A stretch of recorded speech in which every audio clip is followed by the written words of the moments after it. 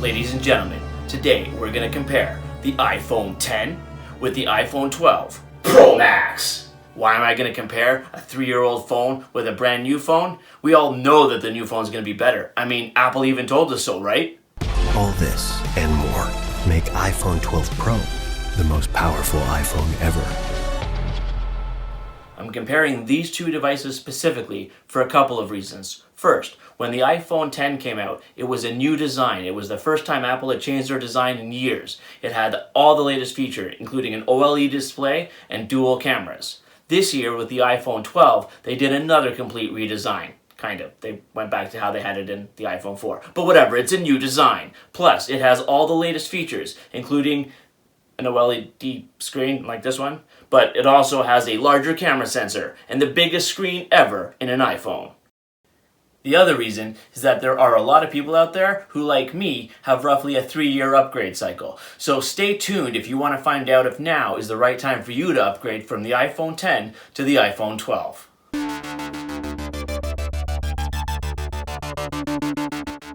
I'm going to be putting these two phones head to head in the following categories: size and design, performance, networking speed, including 5G, augmented reality, charging, and cameras. The iPhone 12 Pro Max is noticeably bigger than the iPhone 10. It's actually bigger than the iPhone 11 Pro Max. I'm not normally a fan of larger phones, but I went for the Pro Max because I wanted the camera and features, which I'll get to later in this video. But as far as size goes, I actually found after a few days of use, this one started to feel rather small in my hands. I got used to this one very quickly and very easily. There's another advantage to using the Pro Max or the larger screen, is that some apps support landscape mode, and watching videos on this screen versus this screen is a lot more fun. You can also fit a bit more content on the larger screen. The new iPhone 12 Pro and 12 Pro Max both come in a new Pacific Blue. Now, I really like the color blue, and I will admit that having something available in blue kind of impacts my buying decision more than it should. That being said, the Pacific Blue is rather disappointing. I mean, for the most part, it kind of just looks like a washed out gray. I mean, I bought the clear case so that I could show it off, but I might end up just buying a blue case because it really doesn't do anything for me. So if color is important to you, make sure you check out the devices in store so you can really see what they look like, because they tend to look different in every video and photo I've ever seen. The iPhone 10 has a smooth, classy design, but it's kind of getting stale. The iPhone 12 has a sharp, nice, clean design. It's a lot like the iPhone 4, but somehow it still feels new and looks fresh. The A14 processor included in all iPhone 12s is a beast of a CPU, and it's significantly faster than the A11 included in the iPhone 10. Just check out some of these examples. If I'm being totally honest with myself, the iPhone 10 never felt slow. I can't think of a single app that I was using that I was like, oh, I wish this was just faster. So I don't know that the performance really matters right now. I'm sure it does if you're using the phone for video editing or playing some really heavy games, but in general day-to-day use, I don't see any real need for the performance improvement given by the A14. Sure, in a few years there might be something, but right now I just don't see that there's really a need for it. So the iPhone 10 is still fast enough. If you saw the Apple keynote, you'll remember that they mentioned 5G just a few times. However, the 5G that they're talking about that's really fast, and the one that's measured in gigabits instead of megabits, is mmWave 5G. mmWave 5G is only available in the United States. Here in Canada, we have access to sub-6 gigahertz 5G, which, with a lot of testing that I did in various places, the fastest I got was about 2 times faster than what I get over LTE. It's still an improvement, but it's not as fast as what they're boasting about. So if you're in Canada, 5G is definitely not a big thing. And if you're in the States, I mean, it's kind of fast in some places, but I don't know that it's worth buying a phone just for 5G. The other thing to take into account is that, in my experience, I've never once really needed anything faster than LTE. You definitely notice your phone is slow when you revert down to 3G, but when you're actually connected to an LTE network, It's plenty fast enough. I don't see why anybody really needs to download in gigabits, but everyone has their own needs. Personally, I've never really found a practical use for augmented reality that didn't just seem kind of gimmicky. But I mean, if AR goggles or AR glasses ever become not taboo and the norm and accepted, then maybe augmented reality might take off. However, if you really are into augmented reality, the new LiDAR sensor on the 12 Pro and the 12 Pro Max definitely do make a difference. Check out this on the iPhone 12 Pro Max.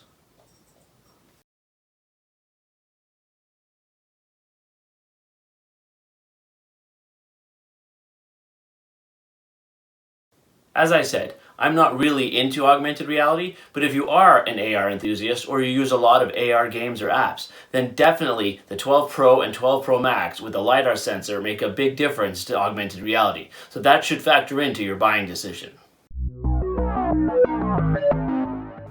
All iPhone 12s, from the Mini to the Pro Max, come with MagSafe charging. MagSafe is a little magnetic puck that connects to the phone almost every time, so that it should always line up the coils perfectly. However, getting into MagSafe charging isn't cheap. First, you have to buy the MagSafe puck, which is another $55 Canadian. If you want to use the fastest possible speed, you have to buy the USB-C charger from Apple, which is another $25. That just gets you charging without a case. If you want to use a case, a MagSafe case starts at about $69. You can get away with a non-MagSafe case, but it kind of just falls off. It kind of defeats the point of using MagSafe. So realistically, to use MagSafe, you're looking at another $150 Canadian just to charge your phone.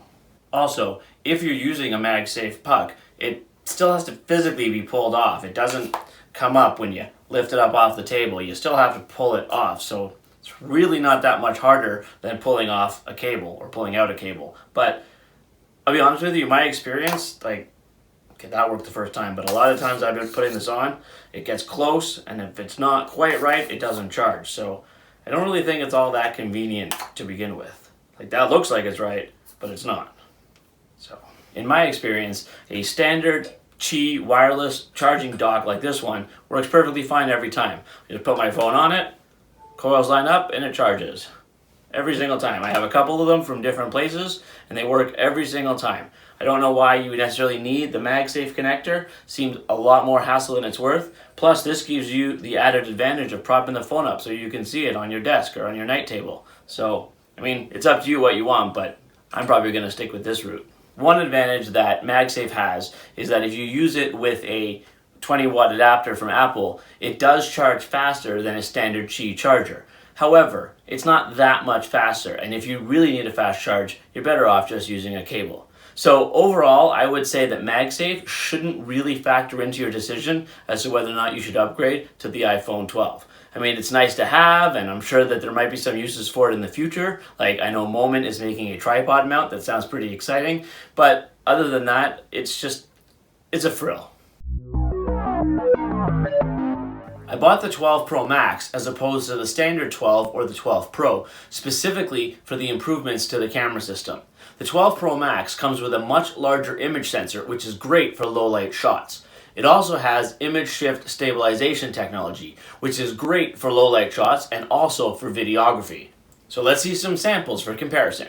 I took a whole bunch of photographs and video with both the iPhone X and the iPhone 12 Pro Max in a lot of different locations, environments, lighting, weather conditions, format, styles, everything. I basically did as much as I possibly could with the two cameras. Also, all of the photographs and videos that I took, unless I specifically say otherwise, were handheld. And I tried to do it in the best way I could think of to make it fair. So I held both cameras together, or phones, whatever, together like this, and I took the shots using the volume buttons on both at the same time. So almost all of the shots that you see are almost exactly the same time, within fractions of a second, and a very, very close angle. All other conditions are identical. So it's a really good comparison, and we'll get into details in just a second. One thing I want to point out is that all of these samples are either from the 10 or the 12 Pro Max. I do not have a 12 or a 12 Pro to give those as an example. So take that into account if you're looking at just getting a 12 or a 12 Pro. I don't know exactly what those cameras are capable of. Let's check them out. This is a portrait mode shot. You can see the focal length, the 2.5x zoom, definitely brings a much closer picture. But I think when you zoom in, you can see that the compression is handled much better. The actual overall photo quality on the 12 Pro Max is much better versus what was taken on the 10. This is another portrait shot. They are both really nice photographs, so the 10 still does take some really nice photographs. But again, if I zoom in, you can see there's a much better handling of photo quality and compression, digital artifacts on the 12 Pro Max versus the 10. Just a standard wide angle shot with regular lens. You can see the difference in the compression on this one. If I zoom in, you can see there's a lot more graphical artifact around their mouths on the 10 versus the 12 Pro Max. This is a picture taken with the main lights off in my office, so only the LEDs on. I think you can see a huge difference in the clarity on the 12 Pro Max versus the 10 when you look into the darker areas. This is a picture of the family van. Obviously you can see there's a big difference in clarity on the 12 Pro Max. It's a fairly well lit area, however the car is on the opposite side of the light, so it's kind of a backlit. But with the 12 Pro Max you can make out a lot more detail and the car looks a lot less blurry than on the 10. This is another low light shot taken at night. There obviously is illumination in this area. It's kind of a lit up area, but you can see the 12 Pro Max is a much clearer shot. It also is obviously much brighter, but I think it shows off the image stabilization more than anything. I think this is a great example of how the 12 Pro Max shots can be a lot more useful than the 10 shots. The 10 shot is pretty much too blurry to actually use for anything, but the 12 Pro Max is nice and solid. You can actually make out the detail and you could actually use this for something. The one problem that we still have in this camera is you can still see the lens flares happening, but overall I think it's a really nice picture. I think this shot really shows off the power of the 12 Pro Max versus the 10. Just look at the sign on the back, the Animal Hospital sign. On the 10 you can't make out at all. You can see that there's writing, but that's about it. The 12 Pro Max, you can read it and it's clear. You can even kind of read the sign underneath at the bottom. Both of these, again, completely handheld, so I think it's an amazing camera for taking night shots. This shot, I think, shows off the speed of the shutter again on the 12 Pro Max. The image is much clearer. Obviously, my daughter there is swinging, so she's in motion, but on the 12 Pro Max, it is a much quicker snap, so it works out as a much clearer photo. I think this picture really shows off how much faster the shutter speed is on the 12 Pro Max versus the 10. Both of these pictures were taken, obviously at the same time, holding the phones kind of out the window, doing about 100 kilometers an hour, 60 miles an hour for you Americans. The clarity of the lettering on the side of that building as I fly past, it's pretty amazing that it was able to capture it at all, so that's quite impressive, I think. So this here is a night shot that I took outside off my deck. I'm basically holding both phones handheld, so there is no tripod here. You can see a huge difference in how much light the 12 Max picks up. It is a lot brighter on this picture than it actually was in real life, so it's a little bit artificial, but it would be really cool to use this for some astrophotography. This is another very, very low light picture taken late at night. You can see the detail in the tree and the house next door a lot more clearly on the 12 Pro Max. But again, this is a lot brighter than it actually was with my naked eye. This is a selfie picture taken kind of in a gloomy day outside. Both look pretty decent, but if you zoom in, you can see there's a lot more detail on my hat on the 12 Pro Max versus the 10. Here's another selfie. This one shows off how the 12 Pro Max handles backlighting much better than the 10. The 10 backlighting kind of washes out the whole image, totally washes out my hat and washes out all of the trees, whereas the 12 doesn't have that same washout. You can see that it's a bit brighter there, but the foreground stays very sharp. This one, it's hard to say offhand which one looks better at first glance, but again, if you look at the hat on the 10, it's very washed out versus the 12, and also the color of the sky on the 12 is much more accurate to what it actually was outside. It wasn't quite a blue sky, but it was definitely not completely white. The 12 Pro Max selfie camera at night definitely lets in a lot more light. Not just from the flash, you can see much more light in my face, but even the background is much more illuminated than in the 10 version. And I think overall it's a bit of a clearer shot. It's still grainy, but it's a selfie cam and it's pretty dark out when I took this. This is a standard scenic shot. I think both pictures are really nice, and I think the 12 Pro Max seems to have colors that pop a little bit more, but for the most part, I don't think they're that much different. This is a photograph of a sunset that we had. You can see on the 10, a lot of the colors kind of blur together around the clouds, whereas on the 12 Pro Max, you can see a lot more texture in the reflections on the clouds. I think it's a much nicer picture on the 12 Pro Max. This is a picture of my Christmas lights. You can see on the 12 Pro Max, the overall picture is just a whole lot clearer. It lets in a lot more light. You can see more light in the background, but overall the picture is clear, and I think that's again just showing off the image stabilization more than anything. This is a photo showing off the neighbor's Christmas lights. You can see again on the 12 Pro Max there is a lot more detail. Even in the foreground, my fence, you can see is lit up better and a lot clearer. The overall lights are kind of a blur on the 10 versus on the 12 Pro Max. You can actually see that there are multiple bulbs. So it shows off again. The 12 Pro Max is an incredible camera. This just highlights the image stabilization on the 12 Pro Max during video. I'm walking along here following my kids running.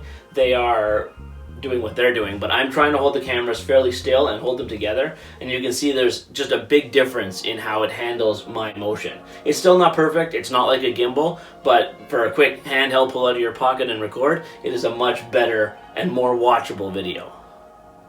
This is a video I took at the zoo, which is kind of low light, a little gloomy in this specific area. You can see the 12 Pro Max handles the lighting way better than the 10. The overall image of the water is a lot less grainy. You can also see, again, the image stabilization is taking effect here. Just my panning looks a little smoother, a little more level, but I think the main thing to take away from this is that it handles the low light so much better for video than the 10 does. This is a video taken while driving along. I'm not driving, my wife is. But you can see there's a big difference. Again, this is showing off the image stabilization. There's a lot less bounce on the 12 Pro Max version than the 10 version. Now, I am in a car, I'm holding it fairly smooth, so it's more the bounce of the car moving and me rocking within. But I think you can see there is a difference. Both of these are fairly decent shots, but I think the 12 definitely has an edge. I hope that comparison gave you a really good feel for the capabilities between the iPhone 10 cameras and the iPhone 12 Pro Max cameras. If you guys are enjoying this video, don't forget to give it a thumbs up. And if you want to see more of my videos, subscribe so that you don't miss any. Today we compared the iPhone 10 and the iPhone 12 Pro Max. I specifically compared these two because a lot of people who bought the 10 wanted the latest and greatest. And the 12 is obviously the newest phone, and the Pro Max is the greatest version of the iPhone 12. We went through a lot of things, specifically size and all the advantages and disadvantages that come with size, and AR, and MagSafe, and a bunch of other things. Specifically, I think the major improvements in the iPhone 12 are the camera system. Everything else is great, but the iPhone 10 is still a really good phone. So if you're on the fence, not sure if you can really budget it this year, I would say stick with the 10. If you need the best camera system available in the iPhone line, I would say get yourself an iPhone 12 Pro Max. I hope this video has helped somebody make a decision about whether they should get one or not. And if there's any specific questions or needs you have, send me a comment and I'll try my best to answer it. Thanks for watching. See you in the next video.